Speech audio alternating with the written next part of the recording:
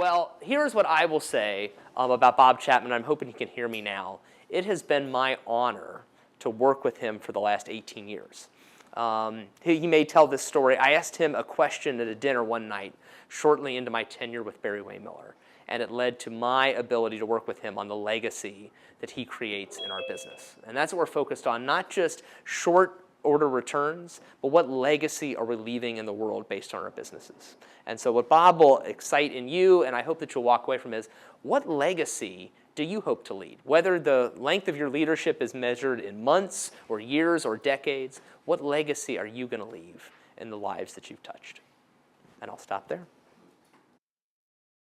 I want to share with you this journey I've been on. We call it Truly Human Leadership. And it's all about your skills and your courage to care for the people you have the privilege of leading. And let me share with you that from my standpoint, the current state of, these are the United States statistics, but as I told you, we operate all over the world. And right before the pandemic, we did about 15 speeches from Switzerland to Spain to Scotland and Serbia. And we found these pretty much universal. In America, 88% of all people feel they work for an organization that does not care about them. When I talk to CEOs of companies in America and they're concerned about healthcare costs, I said, you are the problem. 74% of all illnesses are chronic. The biggest cause of chronic illness is stress, and the biggest cause of stress is work. Jeffrey Pfeiffer wrote a book called Dying for a Paycheck. Jeffrey Pfeiffer is one of Stanford's leading professors, a national author, written probably 10 books. And he would believe that we're killing about 120,000 people a year from work-related stress.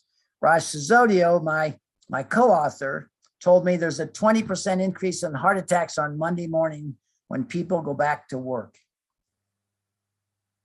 We also learned from the Gallup organization, the person you report to is more important to your health than your family doctor. But 65% of all people would give up a salary increase if they could fire their boss.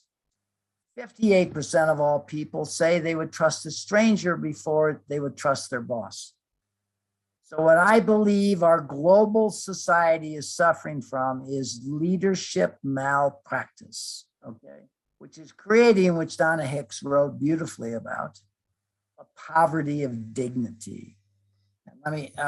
About a year ago, Bill Urey, a world peace negotiator there at Harvard, who is very close to us, one of our biggest supporters, when we were talking about kind of the state of the world right now, and Bill was genuinely concerned about the combination of factors we face: pandemic, critical race issues, military issues, etc.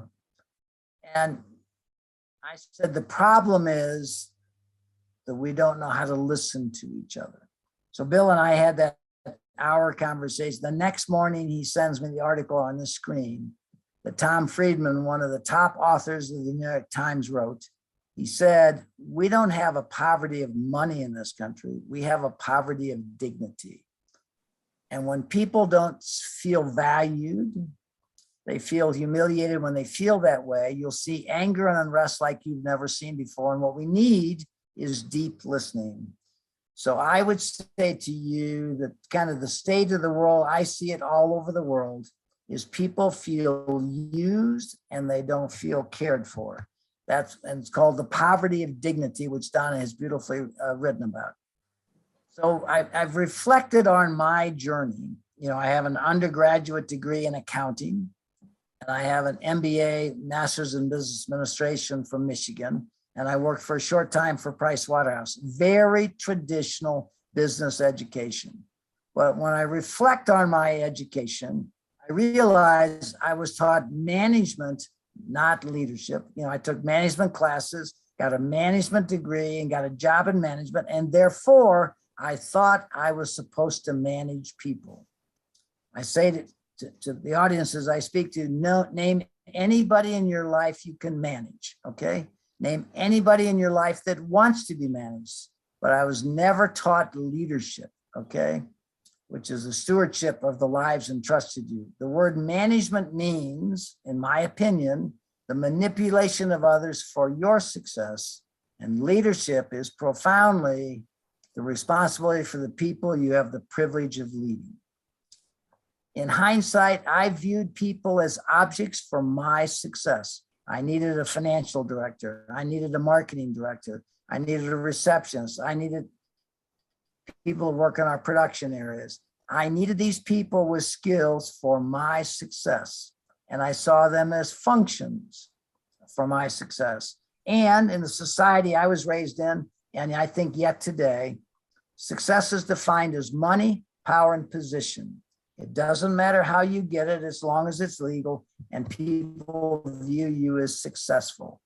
So I was never taught how to inspire people that I would have the privilege of leading, and I was never taught to care for those people. And as Brian said, I began with my very simple, basic business background. I would say to you, honestly, I'm not very intellectually, I'm sure if you did a test, I would come out very average, but what I'm blessed with is a great deal of common sense and an exceptionally positive attitude, which has allowed me to see value where other people don't. And again, in 1988, after the public offering, I designed a business model that I thought would take us from 20 million in revenue, our historic business in the brewing industry, to a very balanced business that would be 100 million, and balanced by markets, products, and technology. That idea in 1988 got us to about $3.4 billion this year, over 120 companies we've adopted all over the world, 12,000 team members. And I'm going to tell you this, and I'll tell you why. Our share price has grown 16% a year compounded since 1987. And again, how can you have a share price if you're a privately held company? We have a simulated share price that simulates market value, which helps us constantly know how we are doing. It's called EVA, economic value added. And so we have a share price right now, it's $140 a share, but it's gone up 16% a year compounded for 25 years, because it turns out that this business model is very robust, very value creating. Because most of you, I believe, are in business, one of the biggest things I learned that I wanted to share with you from my challenges in the late 70s and 80s is the word balance. I wanted a company that had a balance of products, markets, and technology, so that anything that would change in any one of those markets I served, we would be okay. And I wanted as much recurring revenue that happened every day as I could possibly get, which would give me that. And so today, as we sit here, and that, let's just use the 3 billion number, we are $1 billion in aftermarket parts, upgrades, and field service. I think it's $1.1 billion or $1.2 billion now. We're $1 billion in consulting, which happens virtually every day with our 1,500 professionals around the country. And then we have about $1 billion of capital equipment, which tends to cycle based on interest rates and the economy.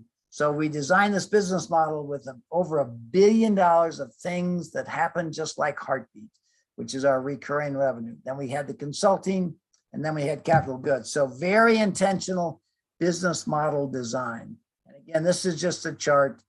We compared to Warren Buffett, Berkshire Hathaway. They've gone up 18% a year compounded since 2000. We've gone up 15%. We have 600 shareholders. And again, we've grown a great deal through organic and acquisition growth to be just over, I think we're going to be 3.2 to 3.3 billion this year, all over the world. So what was our journey to truly human leadership?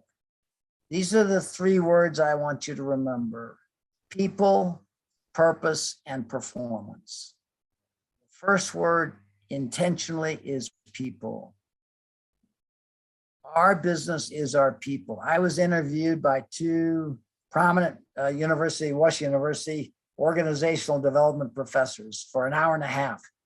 And after that interview, they looked at me and said, "You are the first CEO we have ever talked to that never talked about your product." And I said, "I think I've been talking about our product for the last hour and a half. It is our people. I will not go to my grave proud of the machinery we built. I will go to my grave proud of the people who designed and built that machinery." So our purpose is our people. That is the first word, around a purpose that inspires them. We want them to bring their gifts, share their gifts, not only for their success, but for the success of the men and women on either side of them. And then we have to create value. I don't say the word profit. We have to create value for all of our stakeholders, which is performance. We can't be good to our people unless we have a business that is designed well. About 5 years ago, I was asked by Harvard to come up when they were going to be teaching for the first time the Barry-Wehmiller case study, which I understand now has become a Harvard bestseller. It was written about 6 years ago. I understand 70 universities from Japan to India study the Barry-Wehmiller case study. Here's the point. So I was invited up to Harvard. They had studied our case the night before. They came into class that day, and I was able to sit in the auditorium where they were teaching the class. And they were debating at great lengths our strategy, culture. And at the end, Jan Rifkin, the chair of the MBA program, said to the class, again, global executives in for a special program, "Is Barry-Wehmiller successful because of our strategy or our culture?" A debate occurred for about another 5 or 10 minutes, and then they voted. 75% of the people voted we were successful because of our culture, more so than our strategy. And then Jan Rifkin looked over to me and said, "Bob, would you like to comment?" Well, before Janet asked that question, I had never thought about this question. So I stood up, and what came to my mind was, I understand why you think it is our culture, which is the foundation of our success.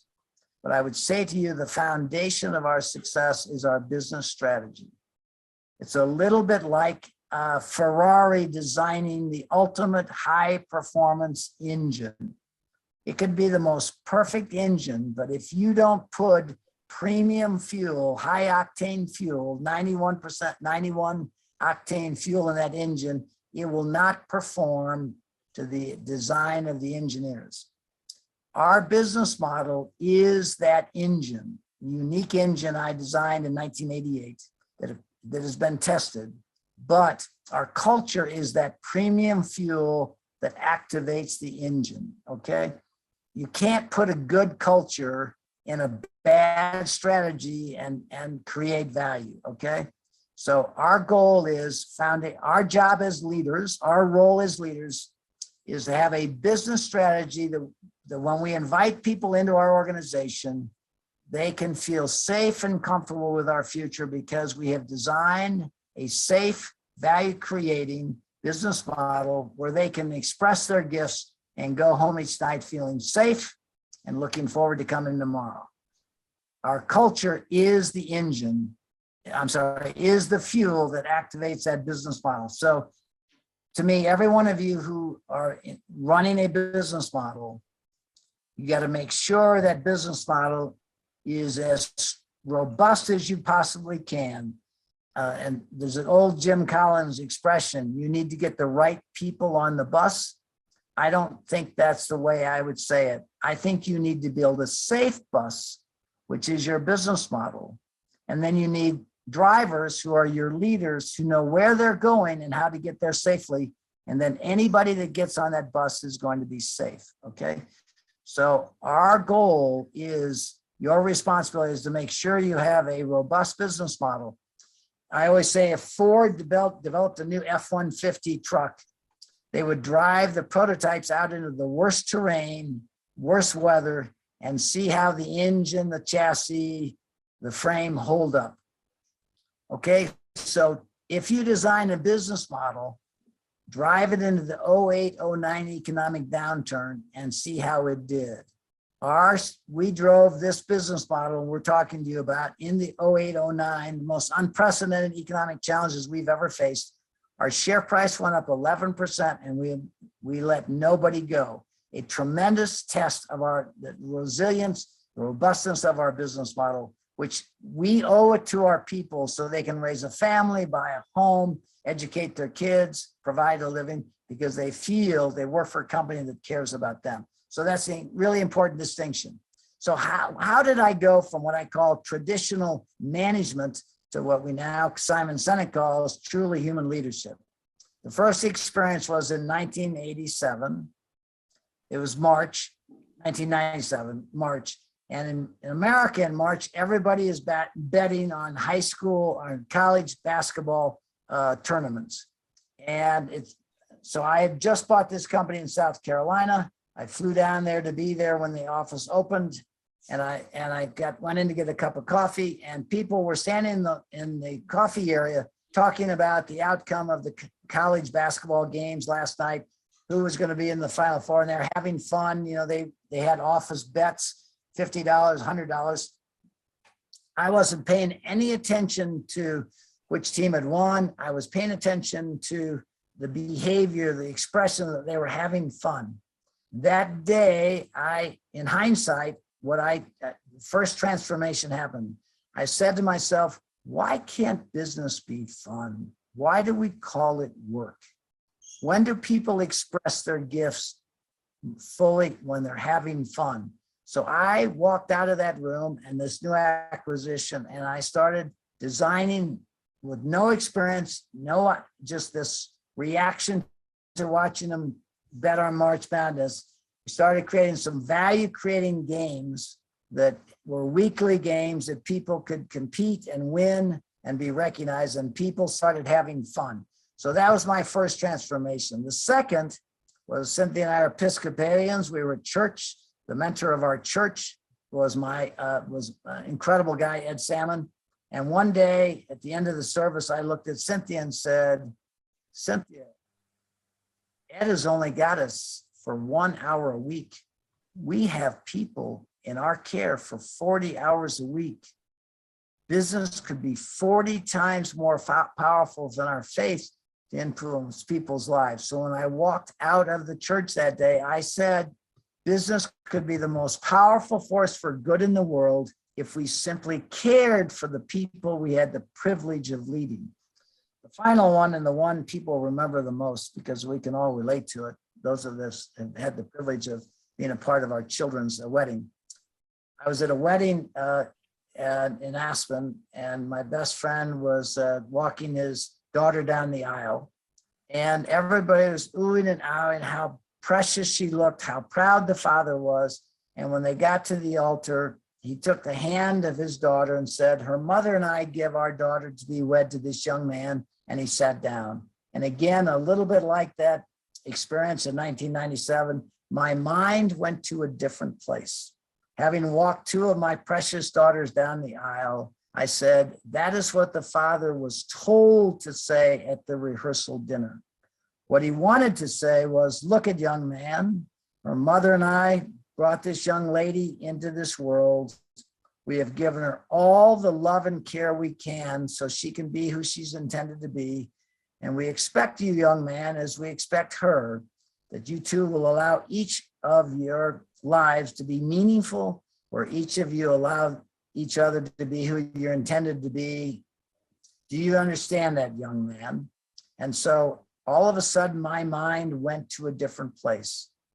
I thought of the 12,000 people in the world who are part of our organization as somebody's precious child, not as engineers, not as machinists, not as clerks, not as labor, but somebody's precious child, knowing that the way I would treat that precious child would have a profound impact on their lives. So I would say to you, that wedding experience made me realize that all 12,000 people are somebody's precious child, and the way I would run our company would have a profound impact on their life. Those three experiences dramatically changed my view of my responsibility as a leader. And at the same time, we were creating what is our purpose in life.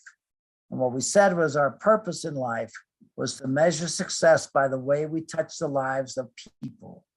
That is our goal. We touch our shareholders, we touch our team members, we touch our customers, we touch our suppliers. Is our behavior, do we look at those people as our stakeholders, as somebody's precious child, and treat them with respect and dignity so that we can all move forward and create human and economic value and harmony? So what have we learned about leadership that I want to share with all of you today? Leadership is the stewardship of the lives entrusted to you. Those men and women in your care are somebody's precious child, and the way you treat them will have a profound impact on their health and their marriage. Remember, when we began a university internally, which Brian stimulated and he's one of the founders of, and we teach people how to become leaders, 95% of the feedback we got from the people that took the program, which was our frontline leaders, was how it affected their marriage and their relationship with their children. Okay. Isn't that interesting? Because it came from as much from my parenting as it did from my education.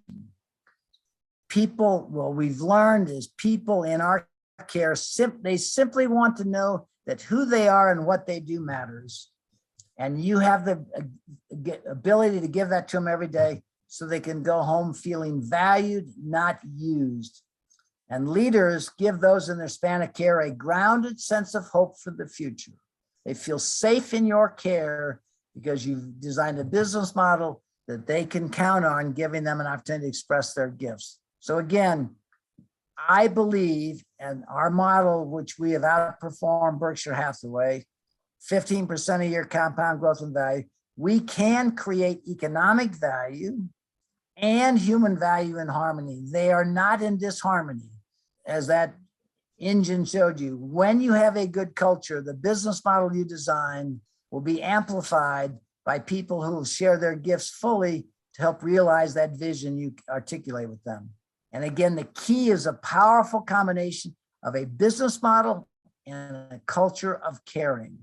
It is your primary responsibility to the people you invite into your organization to make sure you give them a sense of the future so they can go home at night feeling valued and treat their kids, their spouse, and behave in our communities.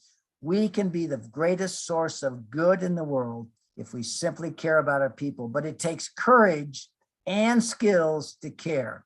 You cannot ask your people to care and assume they will care. You have to teach them how to care. It is a teachable skill, and listening is the greatest of all skills, because when you listen to people, you validate their worth, and that is critical. So how we lead our organization has a profound impact on those entrusted to us to go home and treat their families. I will tell you a brief story. A young man who had worked for us for 4 or 5 years recently had a tremendous opportunity presented to him, and he was leaving our company. He wanted to talk to me. I had a conversation with him, and he shared with me something I did not know.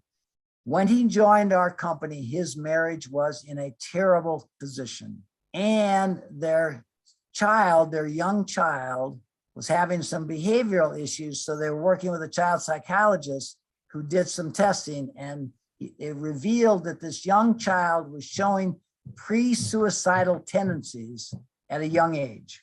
So here we had a young man, very talented young man, join our organization, get involved in our leadership development, our classes, our university. And he wanted me to know it healed the brokenness of his marriage and, incidentally, cured his son of those pre-suicidal tendencies. So the way we lead has a profound impact on those entrusted to us. And remember, parenting and leadership are identical. What is parenting? The stewardship of those precious lives we are blessed with through adoption, birth, or second marriage that we take very seriously. What is leadership? The stewardship of those precious lives of people around the world who come into our company every day and simply want to know they matter. But again, you cannot ask your leaders to care. You have to teach them to care. And that's what we need to do in our universities. So again, our case study that Harvard initiated about 6 years ago, we were told recently by Harvard, has become a Harvard bestseller, and it is studied by 70 universities from Japan to India. And so again, what I've shared with you validated in a number of ways. So again, Michael and Brian and the group are working on, in the Jesuit universities, a different world, a more humanitarian world, where we look at the human impact of what we are doing, not just the financial impact. We can create a world that works for 100% of humanity. It addresses this poverty of dignity we have in the world, which is not about the amount of money we give them. It's not about paying people more money. It's about treating them with respect and dignity and recognize the goodness in them, which is critical. So again, the three things we teach are empathetic listening, which is the greatest of all leadership and human skills, recognition and celebration. How do you shine a light in your organization and hold up the behavior you want to reinforce and say thank you? And then culture of service, seizing the opportunity to serve others. I recently met a young man who was a football coach at a high school in Wisconsin. He had read my book and he reached out to try and meet with me. I flew up to Green Bay, Wisconsin to our large operation, and Steve came up and I said, Steve, the only problem I have with sports, we have winners and we have losers. How do you talk to these young men that you coach every year in terms of winning and losing? He said, we don't. We talk to them about playing your position well for the person on the right and the left-hand side of you. If all of you play your positions well, the organization will do fine. And Steve has won 72 games in a row, 5 out of 6 state championships. So when you create this kind of organization with a robust business model and a culture of caring, it's not an individual sport, it is a team sport. When everybody plays their position well, because they care for the people they work with, the results will be amazing, as you have seen in our example. People will give you gifts you never imagined. Ross Sisodio, my co-author, said, who wrote the book on conscious capitalism, there's a false trade-off we have between creating and caring and succeeding. Again, my point is, you can, by having the culture of caring, intentional culture of caring, you can amplify the performance of your business model. But you can't fix a broken business model with caring. You've got to, as leaders of companies, make sure that you have a business model that is well designed for the safety and security of the people who put their trust in you. Simon Sinek, who is become our biggest advocate, he wrote the foreword to my book. Simon and I worked together in many fields. He made the following observation in studying the military and studying business. In the military, they give medals to those willing to sacrifice themselves so that others may gain. In business, we give bonuses to those willing to sacrifice others so we may gain. Unilever lays off 5,000 people, the share price goes up. Good job. What about the 5,000 people? It's just business. It's nothing personal. We dehumanize the inhuman way we treat people. So again, we wrote the book because people, initiated by Simon, Bill Urey, World Peace Negotiator, Ross Sisodio, came in. I mean, dozens of people came in and they said, I have never seen anything like this. You have got to share this with the world. I honestly believe that some higher power is using us to show the world the way we're meant to work together, where everybody matters. The manifesto for our book is very straightforward. Everybody wants to do better, trust them. Leaders are everywhere, find them. People achieve good things, big and small, every day, celebrate them. Some people wish things were different, listen to them with empathy. Everybody matters, show them. I've had the chance to share this message in healthcare, military, nonprofits, education. It is a universal truth in every corner of the earth so far. I have had the privilege of speaking and working, that people simply want to know they matter, okay? And as a leader, you have a chance to send them home each night feeling part of something bigger than themselves that will allow those people to be better husbands, wives, parents, community members. We in business have people in our care for 40 hours a week. We can build a better world if we send people home feeling valued. We know this is the case, and we are privileged to have been blessed with this message, privileged to share it with you in this initiative we have to create a more humanistic leadership in the world, where people are our purpose, and we create human and economic value and harmony. I'll leave you with a story. A gentleman heard my speak, flew out to Aspen to have dinner with me. And I said to this gentleman, very successful, what are you really proud of in your life? He said, well, I'm known for my $120 million gift to my alma mater, but I'm really proud of is my minority student athletic scholarship program. I said, great. How many students do you help each year? And he said 5 or 6. I said, that's wonderful. How many people work for your organization in the world? I'm just curious. He said 100,000. I said, so what you're telling me is you care about those 5 or 6 minority students you help get college education, but you don't care for the 100,000 people, make it possible for you to write that check for those people? And this fine gentleman leaned back in his chair and he said, I never thought about that. The greatest act of charity is not the checks we write to these wonderful institutions we support. The greatest act of charity is how we treat the people we have the privilege of leading. That is the world I imagine. That is what we have been blessed with. That is what we hope. We have invited you to join us to create a world where everybody matters. Thank you for this opportunity to talk, and I'm welcome to have any questions you may have.